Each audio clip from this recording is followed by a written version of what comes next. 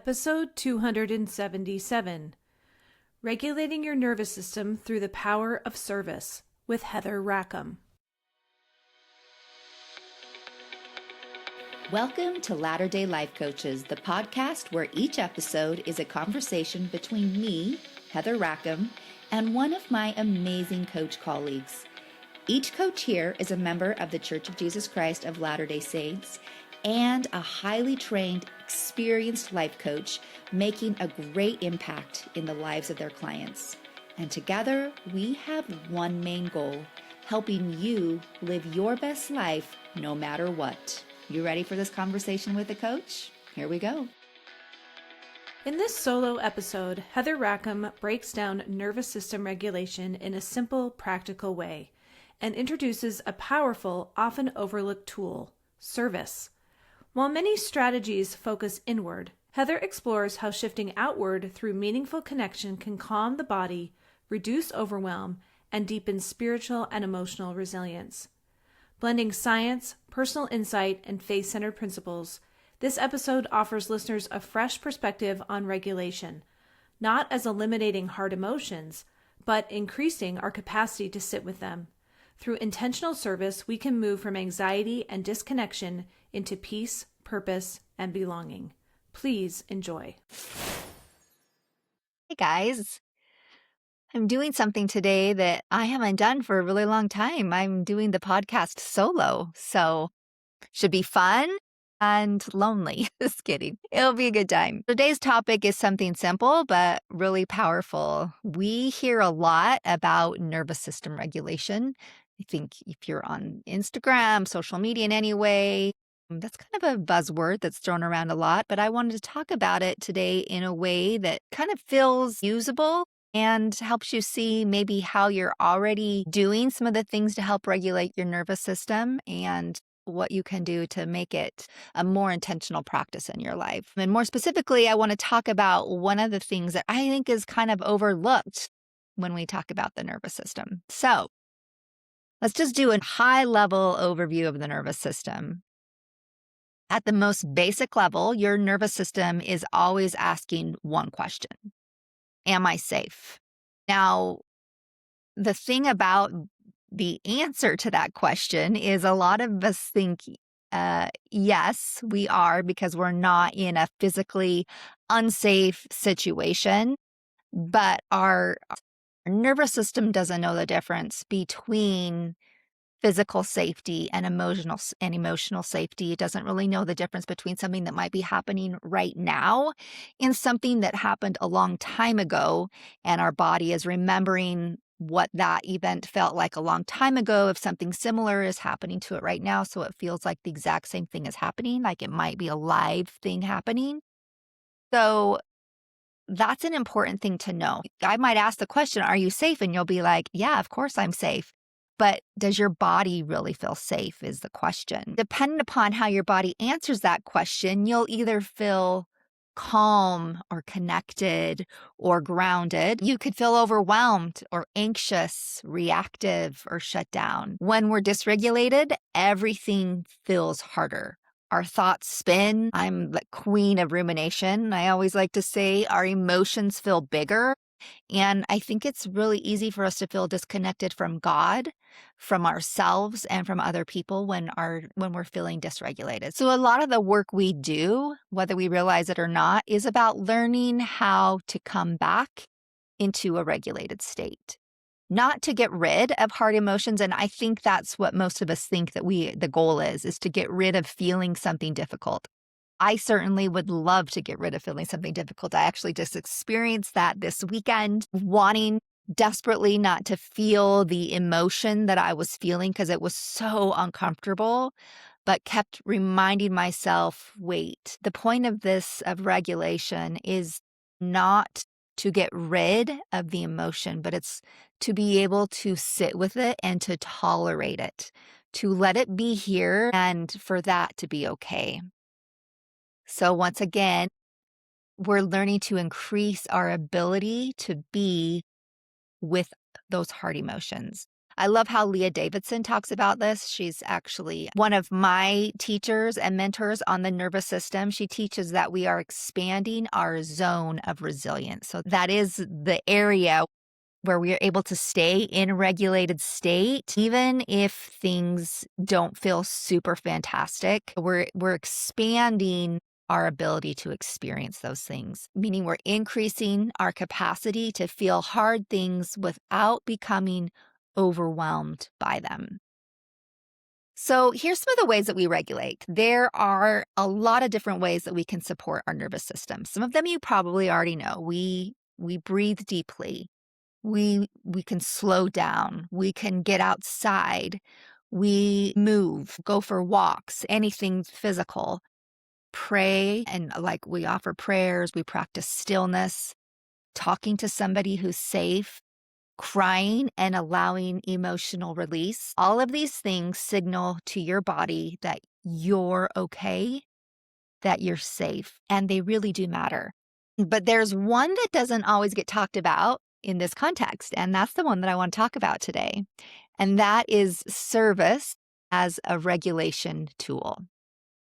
And service, not just because it's a good thing to do, but because it actually has the capacity to change what is happening in your body. There's research that shows when we connect with others in meaningful ways, our nervous system shifts towards safety. Connection tells your body, I'm not alone, I belong, I'm okay. And when you serve someone, your focus shifts outward. You move out of rumination, which once again, I'm the queen of that, and you create connection. I think even if you're not physically in the presence of somebody offering service and you're just doing something that is going to be given to them or that they will benefit from in the future, it's still offering you the opportunity to shift your focus. I don't know about you, but when I've done something or made something for somebody, I'm thinking about that person or a group of the people that I'm creating something for. I'm thinking about them. And so there's a connection that's happening even though I'm not physically with them. Your body responds to that, and it isn't just spiritual. And I think sometimes we think of service as being something that we do to be like Christ, and we've been told to do those things to be like Christ. And yes, that is a good enough reason to do it. But I think it's so important to recognize that, like most everything we've been asked to do, it's dual purpose. It's to be like Christ, but also there's so many benefits that we get from doing so within our own souls and our own bodies for doing them. It is also physiological. So service literally helps move you from overwhelm, stress, and disconnection into connection, purpose, and regulation. And this takes me to something that I've been thinking about and doing stuff for lately. Right now, we have a really unique opportunity to practice this service in a very collective way through Justserve and the celebration of America's 250th birthday. So as we approach the 250th birthday of our country, there is an invitation to celebrate in a different way, and that is through service. So I don't know where you live. I live here in Idaho, and in Idaho, we are tracking our kindness through the kindness counter. It's at idahokindness.com, and you can go on there and you can submit the acts of service that you are doing. So I gave blood a couple weeks ago, and I just went on there, and it was really quick. You enter your name and how you served, and then it gets added to the total number of acts of kindness or service that have been done in our state of Idaho. And I know wherever you live, you can find something similar. So just take a look at it. If you get on Justserve, it will link you to information in celebration of America 250. Anyway, right now, as I'm recording this here in Idaho, we've logged almost 120,000 acts of service. The goal is 250,000 acts of service, acts of kindness by July 4th, by America's 250th birthday. And I have loved this so much. I'm actually the Justserve specialist in our area.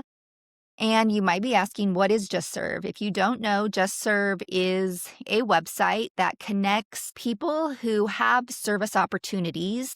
So things that might need to be done in the community or service organizations, food banks, care centers, things like that. So people who are in need of volunteers and acts of service, it connects them with people who want to give service. So if you are looking for service opportunities, something you can do, go to Justserve and you can just put in where you live and it'll populate service opportunities close to you. So as a mom, what does that look like? Like, how can we collectively celebrate in this really fun way as we celebrate America? Well, jump on Justserve or look for service that need to be done in your area.